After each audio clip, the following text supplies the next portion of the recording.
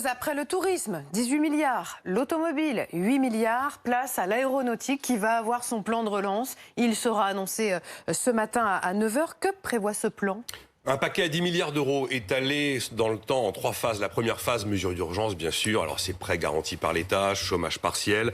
Et aussi l'assureur crédit Coface qui, avec l'État, va apporter une garantie sur les crédits d'export. C'est pour essayer de freiner les annulations de commandes d'avions par les compagnies aériennes.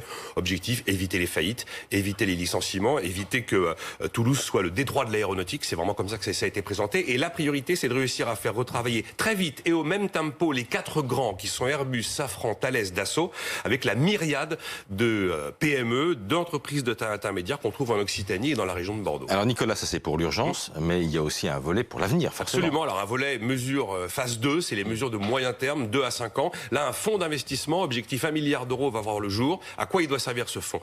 Il doit servir à sauver nos entreprises françaises pour éviter qu'elles ne soient rachetées à prix bradé par des étrangers. Il y a des Chinois qui ont déjà manifesté des intérêts. Et puis aussi, dans cette phase 2, l'armée pourrait accélérer des commandes, notamment accélérer le renouvellement des hélicoptères Puma, ou en tout cas leur remplacement, mais également la 5e phase d'achat d'avions Rafale. Puis il y aura la phase 3, la phase de long terme, où là, il s'agit de moderniser, numériser les usines et puis avancer dans la transition énergétique avec l'espoir d'avoir un avion d'hiver à l'horizon 2035. 1,5 milliard d'euros sont prévus pour la recherche et développement, donc d'argent public. Donc on est sur un plan de 10 milliards d'euros étalé sur plusieurs années.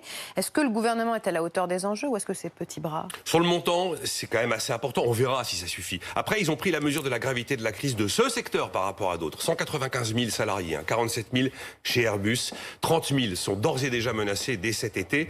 On n'a eu aucune commande pour Airbus au mois de mai. On sait que les compagnies aériennes ne s'attendent pas à un retour à meilleure fortune avant 2023-2024.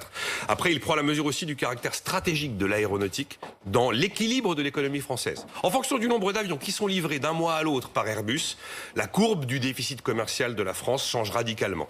Et puis aussi, il prend la mesure de l'excellence française dans ce domaine qu'il faut bien sûr préserver.